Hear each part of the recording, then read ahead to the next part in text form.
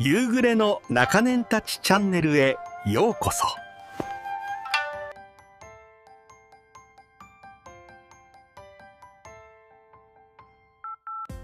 40年間があなたの笑顔は完璧な仮面でした。お前はもう終わりだね。年金は半額に削減されて、全ての財政は没収されるぞ。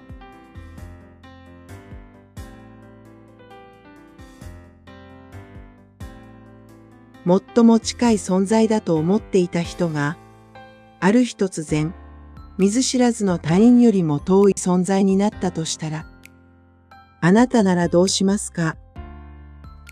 こんにちは、黄昏の中年たちです。本編を始める前に、チャンネル登録と高評価で応援していただけますと幸いです。それでは、今日の物語を始めます。40年という長い歳月をかけて築き上げたはずの砂の城が、一瞬にして崩れ去ったとき、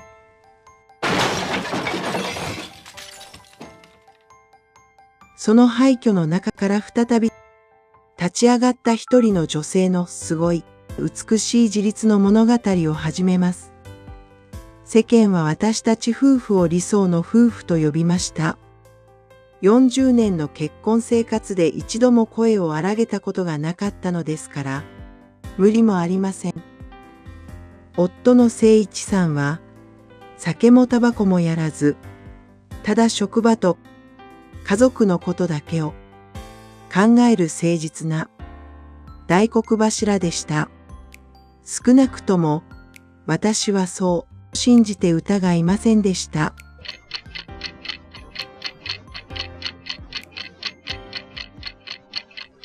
午前5時、アラームが鳴る前に英子の目が開く。60歳を過ぎた今も、彼女の体は軍隊のように正確に反応する。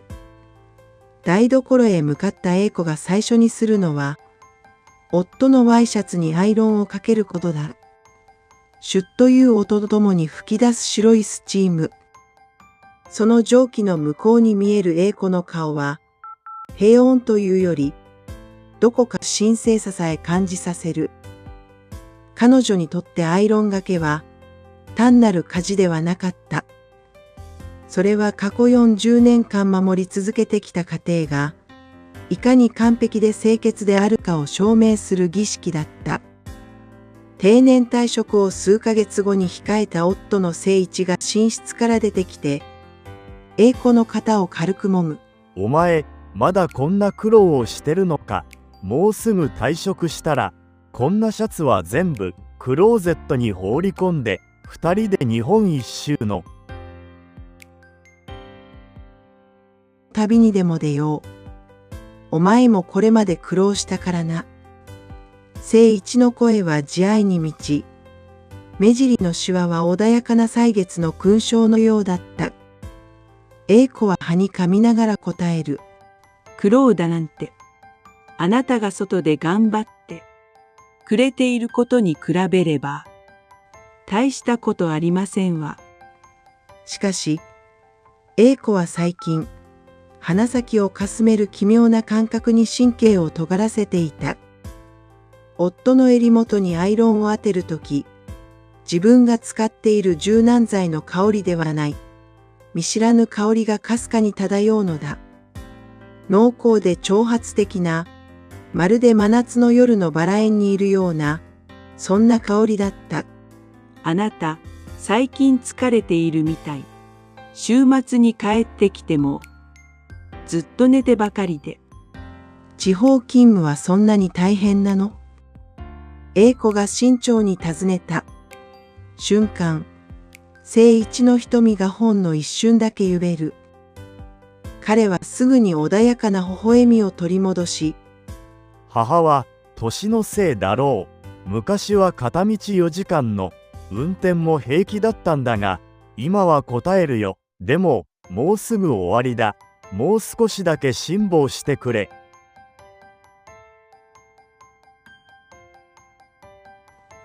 20年前、子供たちの大学進学と留学費用のために始まった単身赴任生活。A子は、夫が一人で寂しくないように、毎週のように健康を気遣った手料理を送り、家を守ってきた。それが妻の務めであり、幸せだと信じていた。しかし、A子は知らなかった。そのパリッとしたワイシャツの襟の裏には、栄子の知らない誰かの指紋がついていたことを。彼が週末に貪るように眠っていたのは、実は別の家での深い生活の果てに訪れる、倦怠感に満ちた休息だったことを。20年前、子供たちの教育のために始まった単身赴任生活。あなた一人が地方でどれほど寂しい思いをしているかと思い、私はいつも申し訳なさと感謝の気持ちを抱いて生きてきました。あなたのために心を込めて料理を作り、シャツにアイロンをかけることが、私の唯一の喜びでした。定年退職パーティーを1週間後に控えた火曜日のことだった。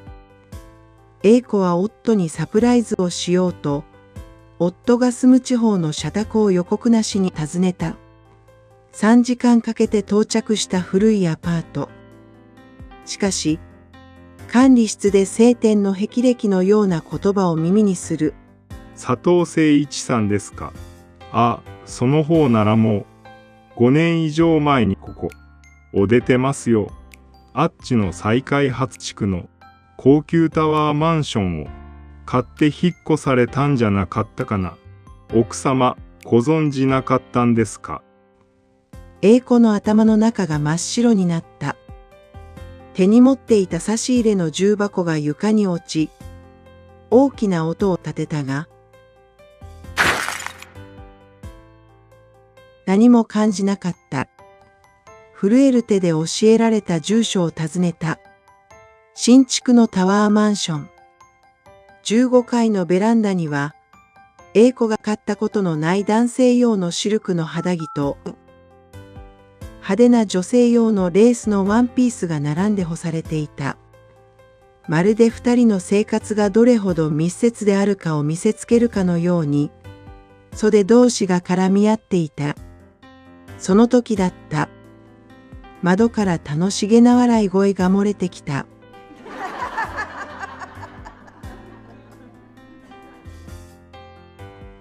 A子は息を殺し、植え込みの陰に身を隠した。窓越しに見える誠一は、A子が一度も見せたことのない表情をしていた。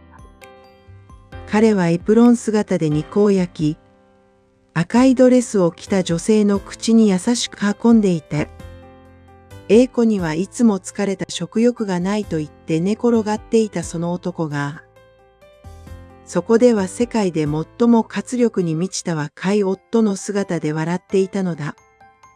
A子はドアを蹴破って入り、悲鳴を上げたかった。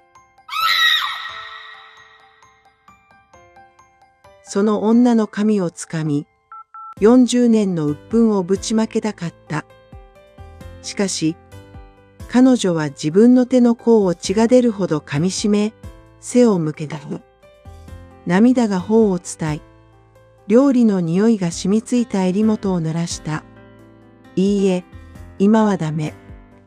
ここで爆発すれば、あなたはまた言い訳をするでしょう。退職パーティー一番高い場所から、あなたを叩き落としてあげるわ。A子は冷ややかな目で夫の第二の家を見つめた。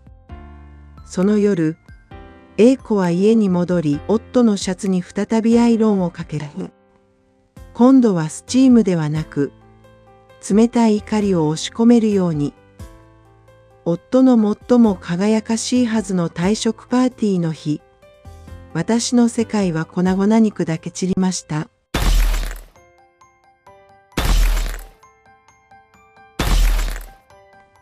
ホテルの大宴会場は、華やかな花飾りと照明に包まれていた。誠一の同僚、後輩、親戚一同が集まり、清廉潔白で誠実だった佐藤部長の優待を祝っていた。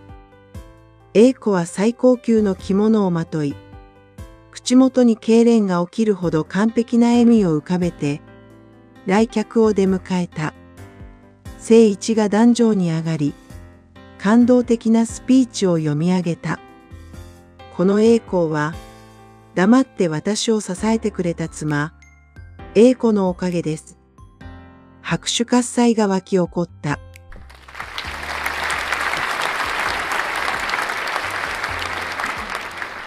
その時だった。宴会場の後ろのドアが開き、赤いタイとドレスを着た女性、美奈子が堂々と入ってきた。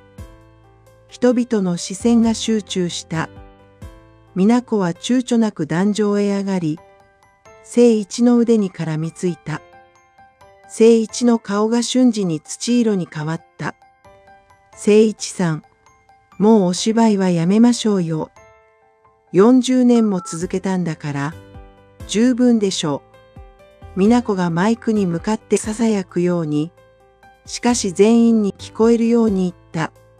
皆様、この男が過去に10年間仕事を終えて帰っていたのは、あの女性の家ではなく、私の家です。私たちこそが本当の夫婦なんです。会場は一瞬にして修羅場と化した。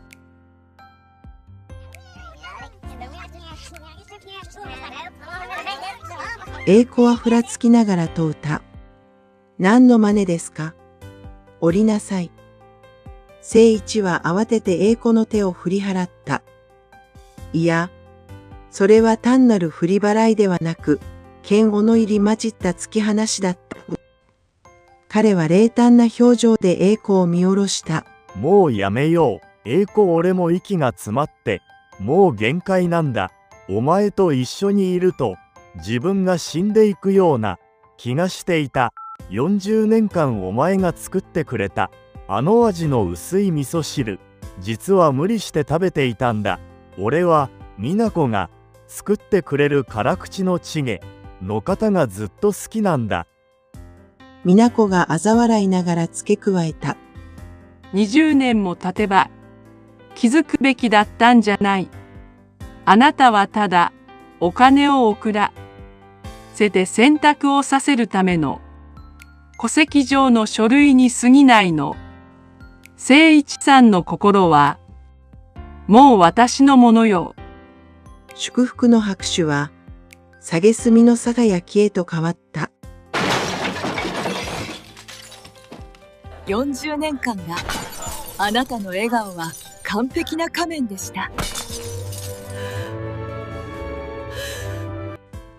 A子は壇上の隣に置かれた巨大な三段ケーキが床に落ち、形もなく崩れるのを見た。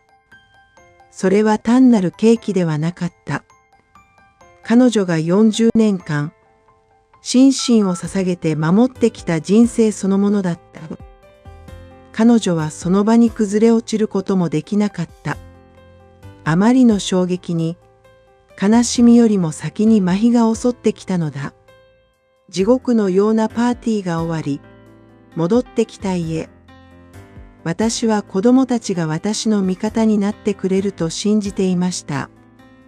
車の中で、A子は一言も発さなかった。リビングにはすでに知らせを聞いた息子の健太と娘の理恵が来ていた。A子は子供たちの顔を見るなり、こたえていた涙をあふれさせた。健太、理恵お父さんがどうして私にこんなひどいことを私はどんな思いで生きてきたか。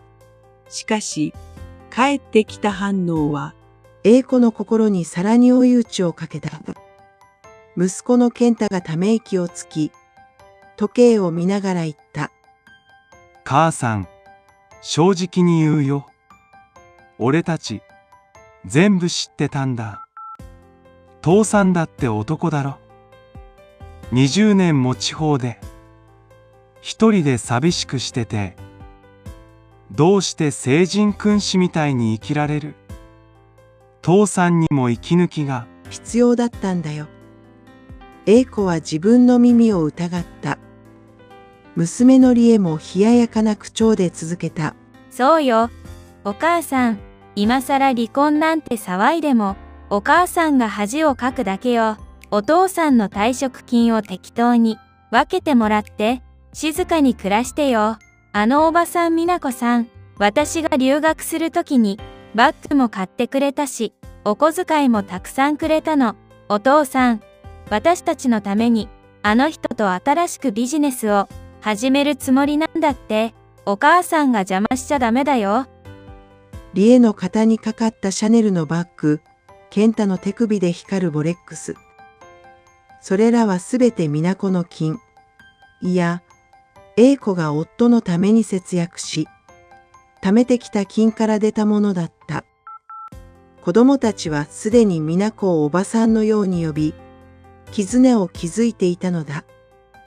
父さんの退職金を母さんが全部持って行ったら、俺たちの企業、資金はどうなるんだよ。母さん、子供の邪魔をする。親にはならないでくれよ。適当に示談にしてよ。健太のその一言に、A子は悲鳴を上げる代わりに唇を噛みしめた。あまりに強く噛んだため、口の中に鉄の味が広がった。40年間の人生を子供たちのために捧げ、自分は残り物ばかりを食べてきた日々。そのすべてが巨大なゴミの山の上に築かれた蜃気楼だったと悟った瞬間だった。A子は部屋に入り、鍵をかけた。暗闇の中で彼女は鏡を見た。鏡の中には、他人のために尽くして枯れ果てた老女ではなく、美に毒を宿した一人の女性が立っていた。私の中の温かな母は、今夜死んだ。そして今、冷徹な審判者が産声を上げた。誠一さんは私の足元にひざまずき、厚かましくも言いました。俺は一生、家族のために犬のように働いてきたんだ。これくらいの逃げ道は許してくれ。40年間、お前のそばに殻としていてやったじゃないかと。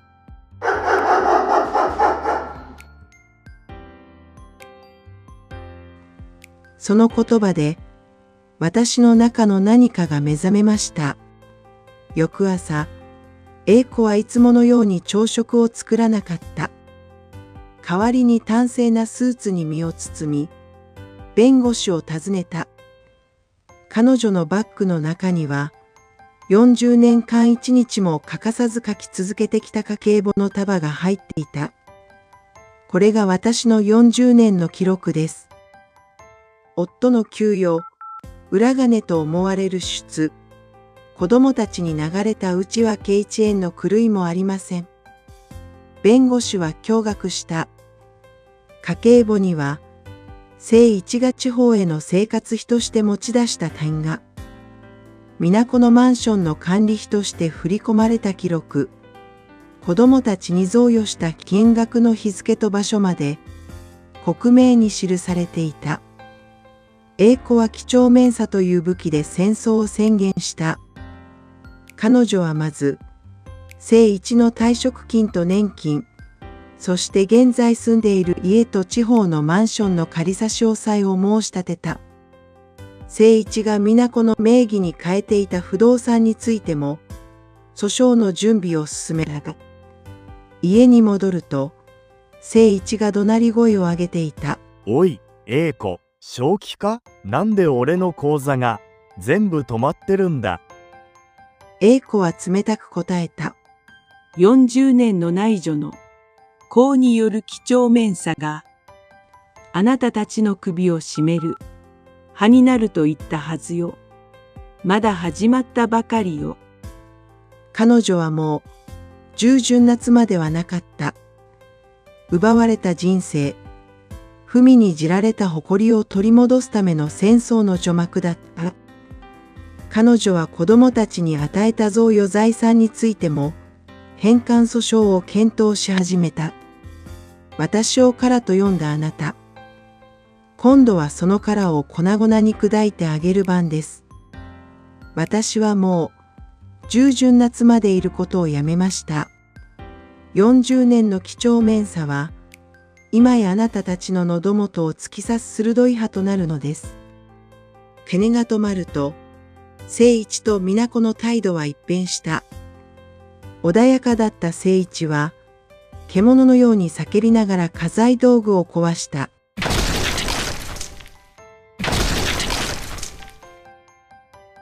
この狂った尼、俺が一生かけて稼いだ金だぞ。お前に何ができた？家で飯を食って寝ていただけのくせに。美奈子は英子の家の前まで押しかけ、騒ぎを起こした。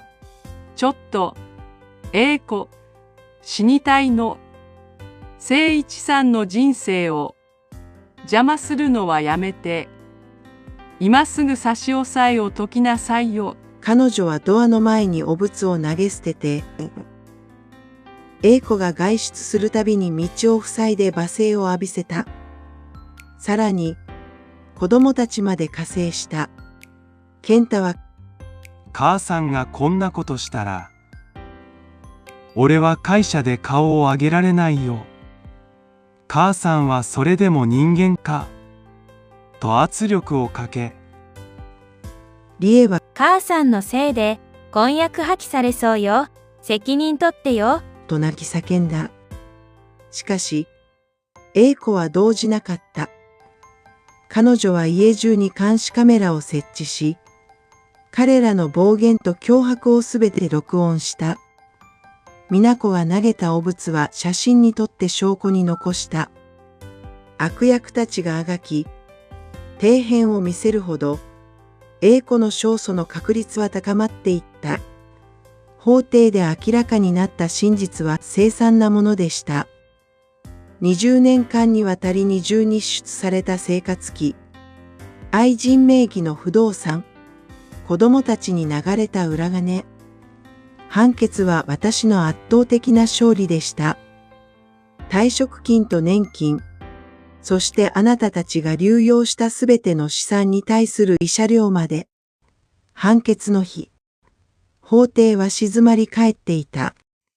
裁判官は、英子が提出した40年分の家計簿とに10年分の不倫の証拠を認め、判決文を読み上げた。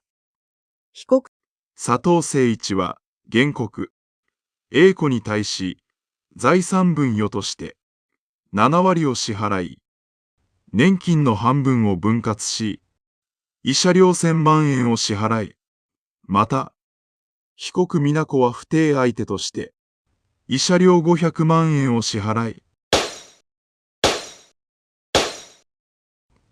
誠一はその場に崩れ落ちた。しかし、本当のどんでん返しはその後にあった。判決が確定し、誠一の資産が英子に移った瞬間、魂の安らぎだと言っていた美奈子が姿を消したのだ。彼女は誠一が隠し持っていた最後の裏金を持ち逃げし、若い男と共に海外へ高飛びした。誠一は一文なしになり、子供たちにすがった。健太、理恵、父さんを助けてくれ。しかし、子供たちの反応はさらに冷酷だった。父さんのせいで、俺たちの人生もめちゃくちゃだよ。あの女が逃げたからって、俺たちを頼るなよ。俺たちだって必死なんだ。父さん、一人で何とかしてくれよ。誠一は、自ら作り上げた地獄に閉じ込められた。今、一人取り残されたあなたが私の足にしがみついて号泣していますが、私の心には憎しみさえ残っていません。私は今、スーツケース一つを持って家を出ます。窓から見える空がこれほどまでに青いということを、60を過ぎて初めて知りました。英子は引っ越しの準備を終えた。空っぽのリビングに誠一が訪ねてきて、膝をついた。彼は数日間食べていないのか、やつれた姿だった。A子が捨てていった鍋に残った肉一つ入っていない酸っぱくなった味噌汁をむさぼるように食べながら、彼はA子の裾をつかんだ。A子、俺が悪かった。どうかやり直してくれ。犬のように働いて返すから。A子は彼を見下ろし、冷ややかに微笑んだ。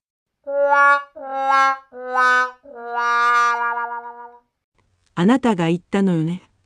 40年間、私のそばにからとしていてやったって。もう、そのからも脱ぎ捨ててなさい。あなたが望んだ、あなたの本当の人生を、これからは、底辺から初めて見ればいいわ。A子は断固として手を振り払い、玄関を出た。背後から聖一の慟哭が聞こえてきたが、彼女は振り返らなかった。アパートを出ると、5月の眩しい日差しが彼女を迎えた。一生、夫のシャツのスチームの中に閉じ込められて見ることのできなかった空が、これほどまでに青いということを、彼女は今、初めて知った。彼女はもう誰かの妻でも誰かの母でもない。ただA子という一人の人間として、スーツケース一つを手に空港へと向かう。家族という名の監獄に閉じ込められていませんか。真実と向き合うのは苦痛ですが、その先には、あなただけの本当の人生が待っているかもしれません。私はもう、誰かの犠牲者ではありません。私はA子。40年目にして初めて、自分自身として生きていきます。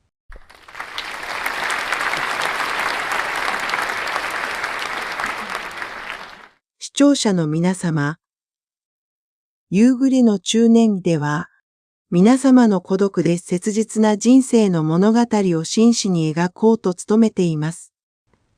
皆様の人生にも、抑え込まれていた感情の火種が再び燃え上がることを応援しています。当チャンネルを応援してくださる方は、チャンネル登録と高評価をお願いいたします。最後までご視聴いただき、ありがとうございました。ご視聴ありがとうございますね。次の動画でお会いしましょうか。